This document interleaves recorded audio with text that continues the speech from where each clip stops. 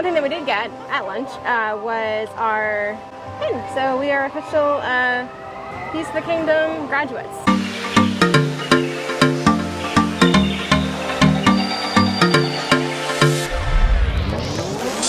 Hey guys, welcome back to Professional Weekenders YouTube channel. Today we're in the Magic Kingdom in Walt Disney World in Orlando, Florida, and we are back with day 2 of Christine's birthday bash spectacular here at the Magic Kingdom. This year for her birthday, I purchased us tickets to the behind the scenes Keys to the Kingdom tour. It's a special backstage tour where they take us around and show us all of the secrets that the Magic Kingdom has to offer. It was super fun, we really enjoyed it, although unfortunately we were not able to record any of it. So we just got done with that tour, and now we're going to take you around and show you everything that we remember from that tour, all the highlights. And if you want to find out all the secrets the Magic Kingdom has to offer, then you're in the right place to stick around. Let's go. Let's go. Alright guys, like I said, it is day 2 of my birthday because we celebrate birthdays at least 2 days. So with that, I've always wanted to do the Keys to the Kingdom tour. Surprisingly, it was pretty affordable. Honey, how much were tickets? They were like $96. Okay, with or without discount? And there was no discounts. Oh, there was no discount. Okay, so fair enough. So with that, it was a 5-hour tour plus lunch. So I wonder if I could have got a discount now. I didn't. You probably could have gotten a discount. I didn't get one. Are you new here? I didn't get a discount. Oh no, honey. Alright, so maybe you get a discount, maybe you don't. We don't know. But we're going to show you exactly as much as we can, because obviously some of it was backstage. But yeah, show you all the highlights. So let's go. Alright, so this morning we were able to film a little bit prior to everything starting, and I'll go ahead and put the footage in now. Yeah, so we checked in. We got little badges to prove that we're part of the tour. And we got little listening devices, I guess, so we can hear our tour guide throughout the entire length of it. So yeah. So we checked in, we showed them our ID, then what else did we do? Oh, we picked out what we're going to have for lunch. So this tour does include lunch. So and pretty much everything that you can get at Pecos Bills. Not bad though. I mean, hey, lunch is good. Yeah, I'm just super excited to learn all the tricks and tips and tricks and backstage. All the things. Yeah, we're going to find out how it all works today. We're pretty into that. Gonna learn today. Learn today. Ready? 6 hours later. Starting our tour here at the theater, we are on Main Street USA. Walt's idea for Main Street USA is this is the entrance to the park. It is actually more like the opening credits of the movie in which you are about to star in.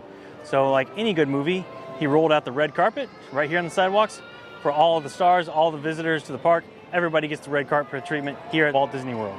Continuing with that theme, the Main Street USA is actually lined with special windows that have credits on them. These are the opening credits to everybody that had their hand in the development here of the Magic Kingdom Park. So everyone you see here on the window, these are real people, as well as some fictitious companies that were made up during the building of Magic Kingdom. All right, first up in the opening credits, we have the producer. This is Roy Disney. So while Disney World was Walt Disney's idea, unfortunately he did not survive to see opening day. So that's why Roy gets producer credits, because he was the one that was here opening up the Walt Disney World Magic Kingdom. And one of the signs up there you'll see is it's like the dreamers and doers. So Walt was the dreamer and Roy was the doer. So that's the Dreamers and Doers Company right next to Roy Disney. Yep. Also from this perspective here, we have a beautiful view of the castle. You can see the forced perspective of the entire street here. It makes the street look much longer than it actually is.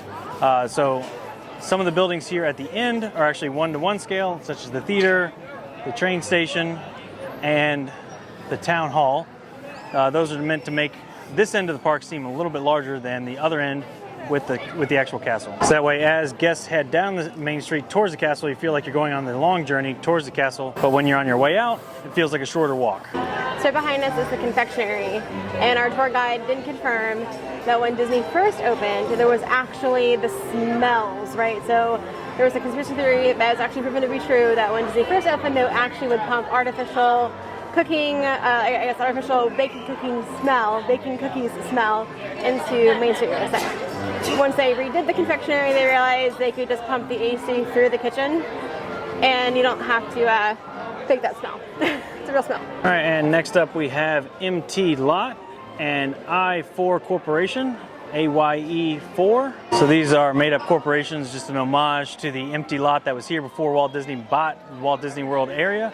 And also I-4, which is the interstate that connects Tampa to Orlando out to Daytona Beach. And they were actual, so the reason why they bought all this property under other names other than Disney was because they knew, based on what they learned in California, that if they actually signed their name to the contract, the land would exponentially increase, right? So they on purpose had shell companies that they purchased the land from. And our final window credit of the evening is the director himself, Walt Disney.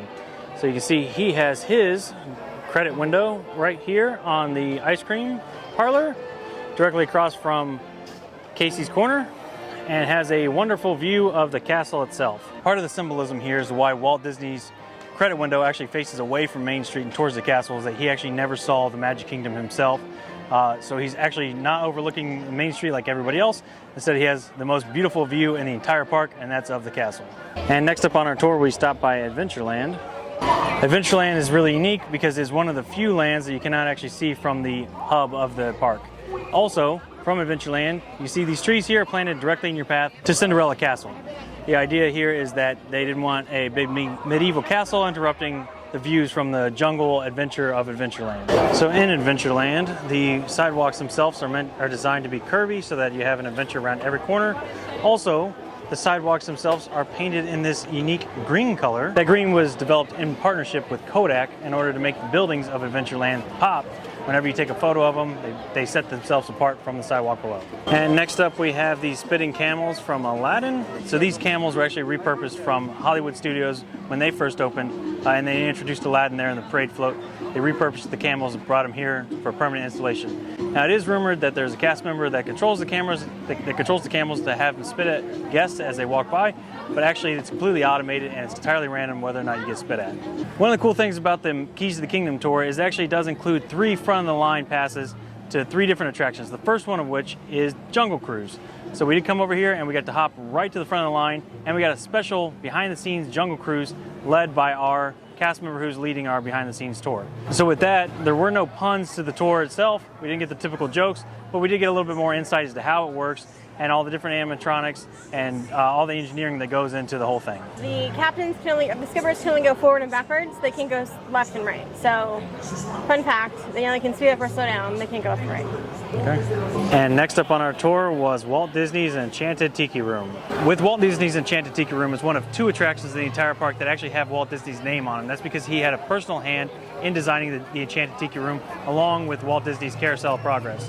The Enchanted Tiki Room itself was initially designed to be a dinner theater where guests would eat their dinner while they're entertained by the different birds within the room. However, it did not go over well when it was first launched in Disneyland, because guests were so afraid that the birds were real and that they would swoop down and eat their food that no one actually ate their food. With that, it was scrapped and turned into just a 15-minute show. Final fun fact about the Enchanted Tiki Room is that the thatched roof is not actual thatch. It is made from aluminum that's painted to look like thatch. Next up on our tour was Pirates of the Caribbean. Pirates of the Caribbean was not an opening day attraction. Instead, it was opened 3 years later after numerous guests had complained that the most popular ride over at Disneyland, Pirates of the Caribbean, was there but not here. Initially, they did not want to open up Pirates of the Caribbean here in Walt Disney World because it was believed that so many of the guests would be so used to being so close to the Caribbean that they wouldn't be interested in the Pirates of the Caribbean tour. So when Walt initially designed Pirates of the Caribbean, it was supposed to be more like a museum to just pirates in the Caribbean.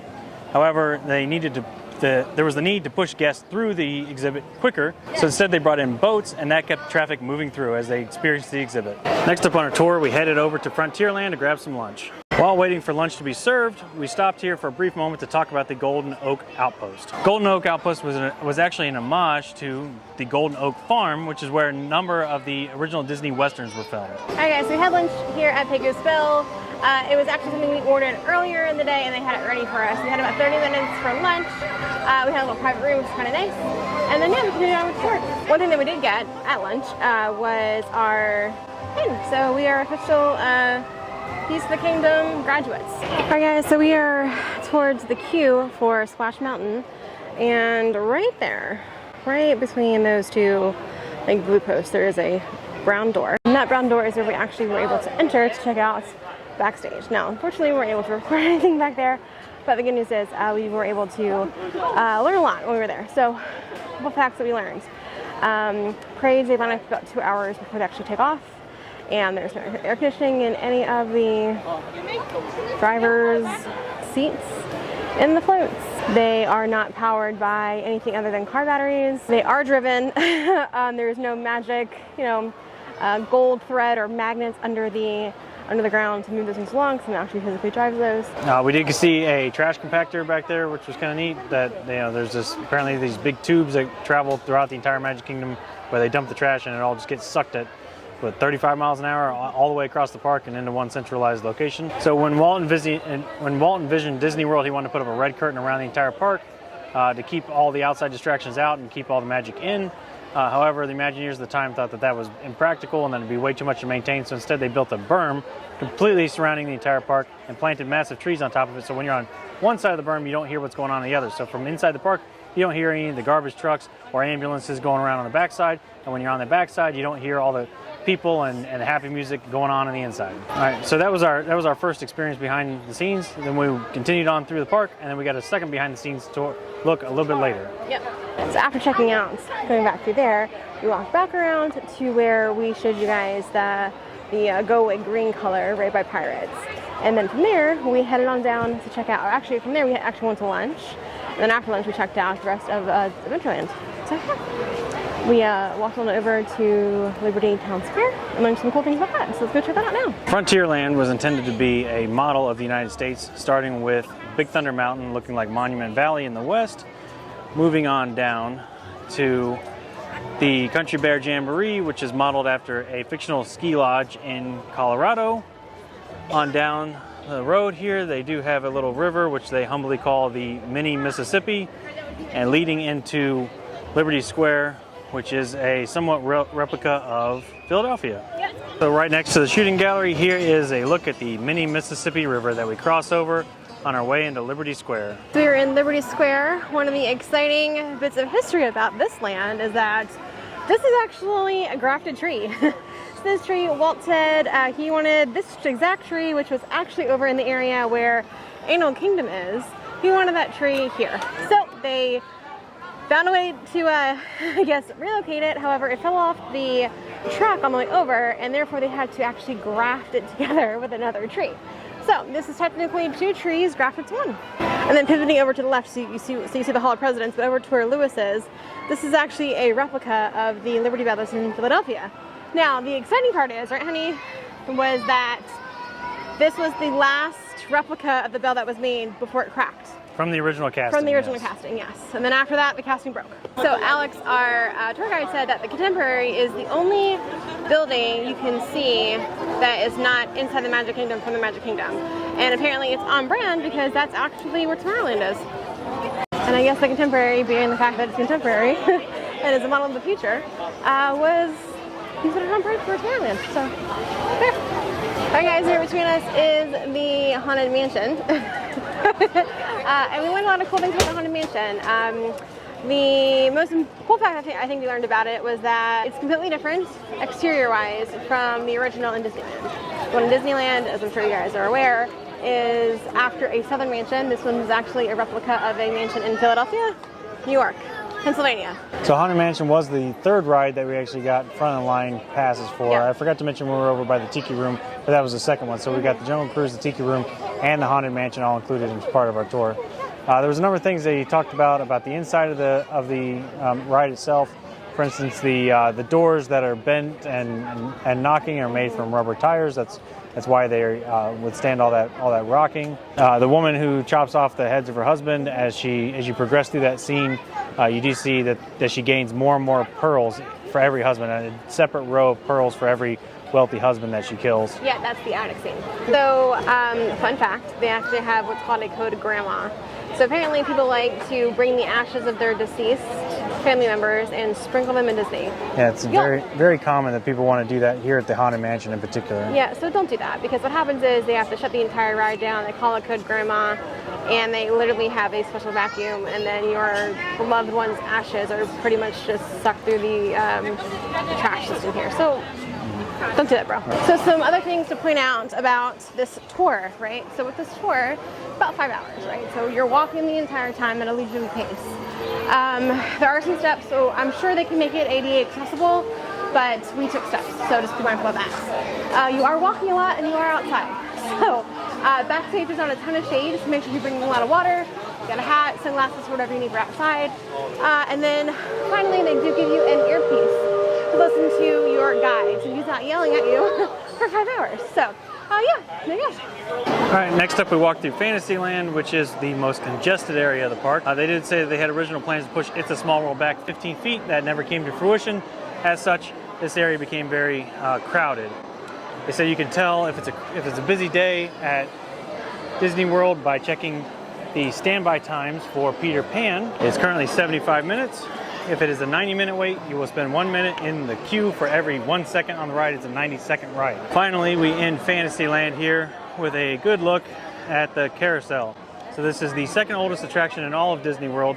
It was actually built back in, I think he said 1918, well before Disney World opened. Yep. And it was originally purposed as a patriotic themed merry-go-round. It was red, white, and blue.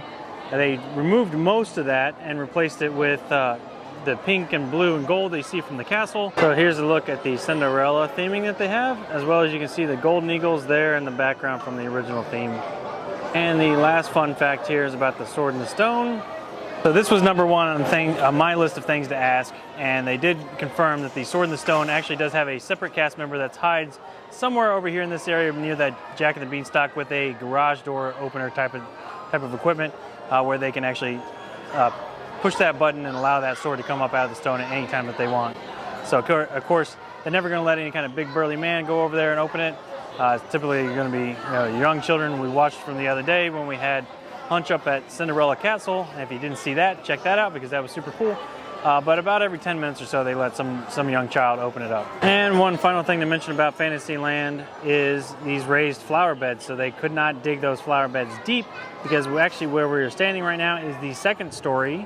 Even though it looks like the first floor because we are outside, we are actually currently standing above the second story of the Magic Kingdom. Just below us, directly below us, is the underground tunnels that they use for the cast members and everybody to get around, and that is actually on ground level. So everything you see around me feels like it's at street level, but it's actually 10 feet up in the air. And to access that underground utility corridor, we went through Fantasy Fair and entered into the door directly back there, which we went down about 2 or 3 flights of stairs into the utility corridor. Alright guys, so the utility corridor, it was pretty cool. We got to see all of them actually, and they're all colored differently. Well, the whole thing is basically shaped like a donut or a ring, and there's a circle around the entire park, as well as one direct pathway. I don't know. Like north and south. I would say north and south. Yeah, north and south, but it's actually from Fantasyland all the way back up to the front, the entrance of the park. And that does go directly underneath Cinderella's castle, underneath Walt Disney's statue, underneath Main Street, and pops out right there by the entrance. Most particularly interesting is that they are pumping music in down there, but it's not Disney music. No. Actually, as we were walking through, they were playing Billie Eilish. Yeah. So, and I guess Bad Guy. Yeah, and I guess it makes sense because you had to spend 4 hours listening to It's a Small World, and then you had to come downstairs for your break to listen to It's a Small World. That might classify as like an unusual punishment. Alright guys, one of my favorite tidbits that we learned today was actually about the Crystal Palace. So the Crystal Palace and the fact that it is actually split between 2 lands, you kind of can see where that change in the building takes place. So let me show you. Alright guys, so as you know, Crystal Palace is, while it is part of Main Street, if you were to cut it exactly in half, like right down the front, on the left, you have that Victorian type of porch, you've got the hanging planters, you've got, a way to watch people and hang out on the porch. But if you go over to the right, and as that kind of turns into Adventureland on the other side of the bridge, you have that overgrown, grass area, you have the awnings to protect you from the jungle sun and the jungle heat. So yeah, that's the difference. And if I remember correctly, the theming in there too is slightly different on the right side of the building than the left. Alright guys, and next up, our tour guide was so awesome, he was talking to us about the floats, right? So apparently there are 3 types of floats cast members can drive. The easiest one being, more of the pop up and down ones, but actually the hardest one to drive is the Maleficent because it turns from the back, right? And also there's fire, so check it out.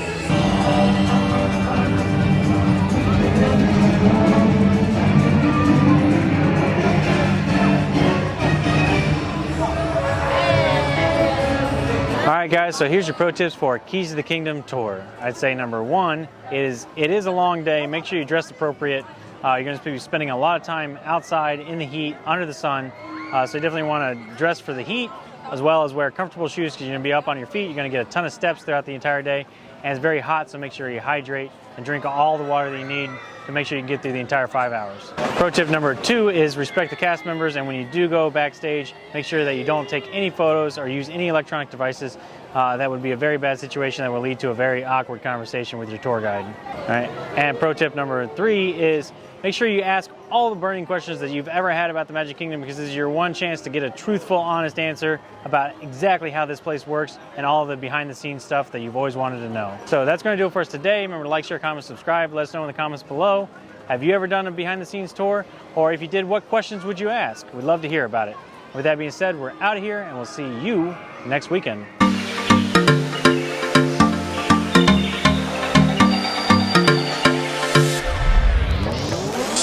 I was on a roll. I'm sorry. That was a good one. All right, sorry, go ahead. All right. You can keep walking in front of the cameras. And yeah, so after that, we are going to head on over to check out the rest of Tomorrowland. No, we'll do it again. Like, whatever you're going to do, go ahead. I'll be quiet. All right. We are, I guess, what am I trying to say? His YouTube channel today. You shaking your head? I'm not shaking my head. Oh, too close. What? I see gray hair. It's not a gray hair. Oh, okay. It's not. It's not a gray hair? No, it's not. Okay. Woo! Big lizard. Oh my god. Sorry. What is it? Big lizard.